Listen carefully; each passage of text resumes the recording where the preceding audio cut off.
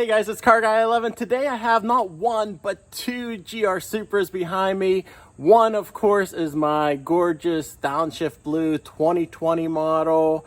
And I have this brand new nitro yellow 2021 Supra, thanks to Toyota.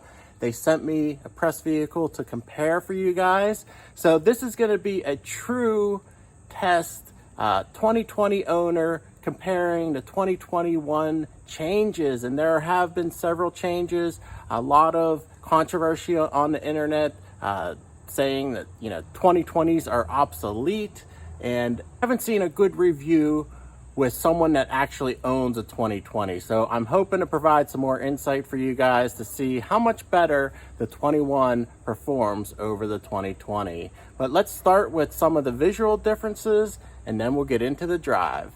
Now to start, unfortunately, you won't be seeing this dark blue, downshift blue anymore for 2021. It has been discontinued and has been replaced by actually no blue on the standard 3.0 model, but you can get a special edition A91 Supra with a refraction blue. It's a brighter blue, but again, no blue option for the 2021s. The yellow, nitro yellow here is still available. It is a $495 option.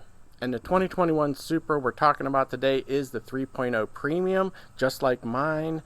There is a newly available 2.0 four-cylinder turbo version. I hope to get that soon, so stay tuned and subscribe if you haven't yet on the channel.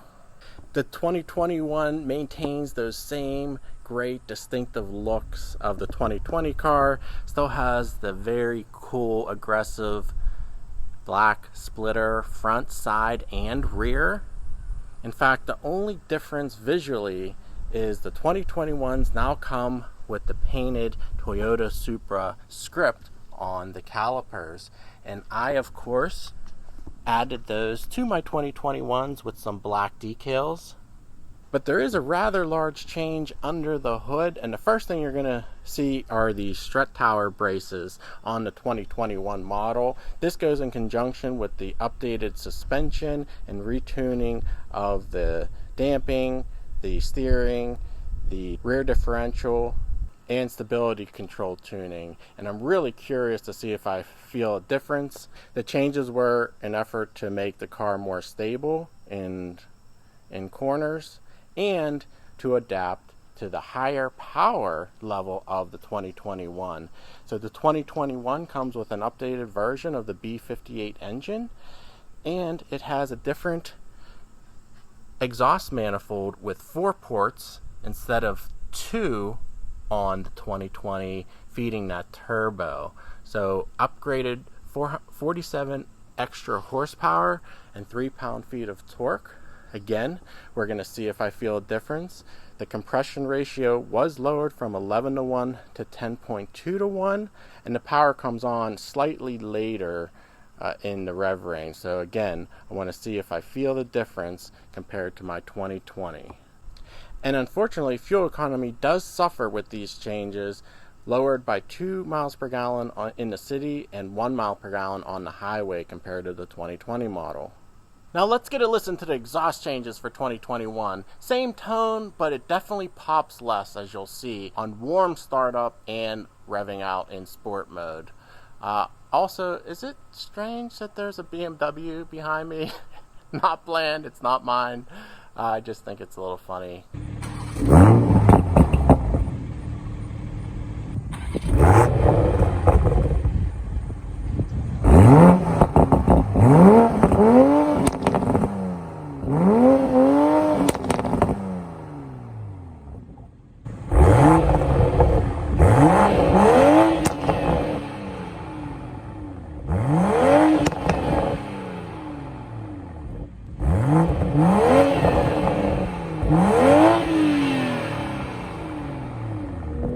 Alright guys, we're going to get right into the driving review on this curvy back road. I actually just got out of my 2020 on the same route to see the difference.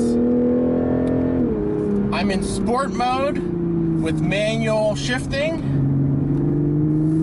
and I'm in the traction stability control. middle setting. And trying to feel for the differences in the suspension on the 2021. This car is fast though. We'll get into that in a second. Wow. It handles beautifully. Got a nice long sweeper here.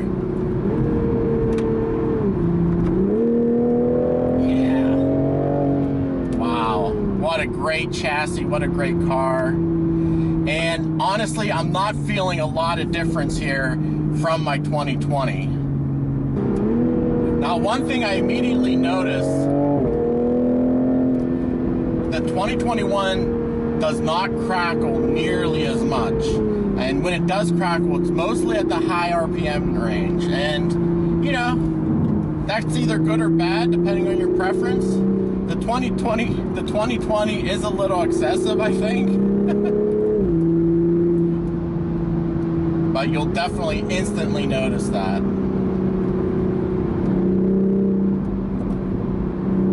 It still does a couple pops, but not nearly as aggressive. But I really can't distinguish the handling. Maybe on a racetrack at the full limit, you will notice it. But I am not noticing it on these back roads here. Tight one here. The rear likes to come around maybe a hair more on the 2020. If you're punching it in a corner, the rear end would rotate a little bit more, but still, it's still not getting out of hand, either of the cars. But as far as the steering goes, again, I can't really pick that out. But let's talk about the power. The 47 extra horsepower, I think I do notice that. The power, if you lug it in manual mode, below 2,000 RPM, there is a little bit more lag before that turbo spools up, but then it comes on strong. And I think it is a hair faster than the 2020, so I can feel that. And right now I'm below 2,000 RPM. And it's taken a second to spool, but not a big deal, especially if you're in auto, which it would keep it above 2,000 RPM, and you're not going to normally drive below 2,000 RPM. All right, let's do a nice acceleration from a stop here in Sport Auto.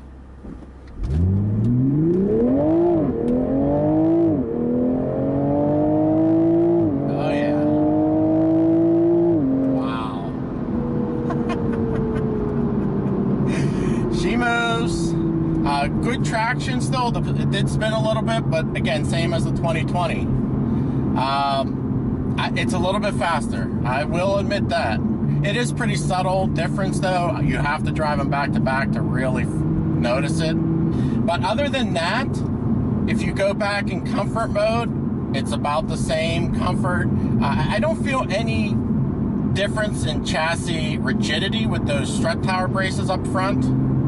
I thought I might be able to pick that out, but I have not. And you're gonna, of course, still get the great, simple Supra interior of 2020. Nothing changes here, except for the lack of the red interior with the limited edition model. It's all black this year.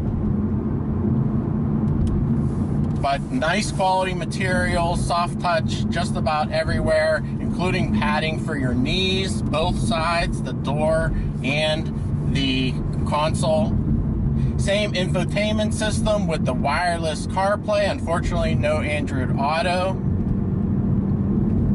But everything works well. I have no problems with these systems. Good AC. Nice carbon fiber trim on the center console here. Spruces up the interior a little bit. The center armrest is a little bit on the firm side, and it does have two cup holders built in, but it does not open. And these are some horrible roads I'm going on right now. Same kind of plain steering wheel, unfortunately. So again, nothing really changed on the interior.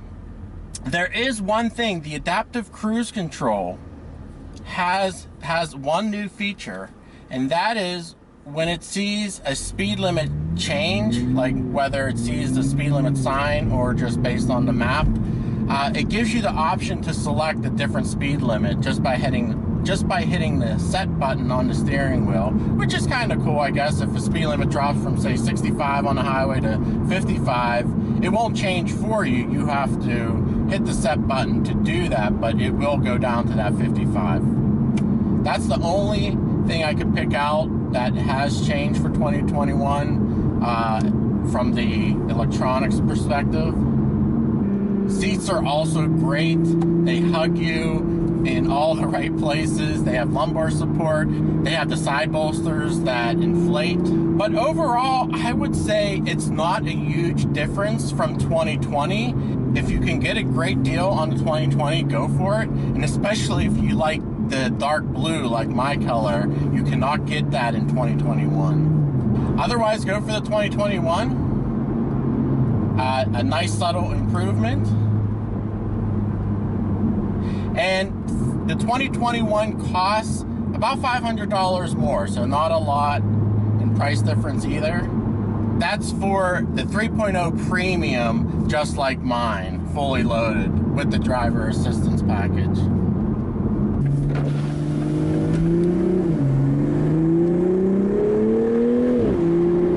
Oh, and unfortunately, they did not fix the wind buffeting issue either. Around 50 mile an hour. I did do a simple, cheap fix on my car though.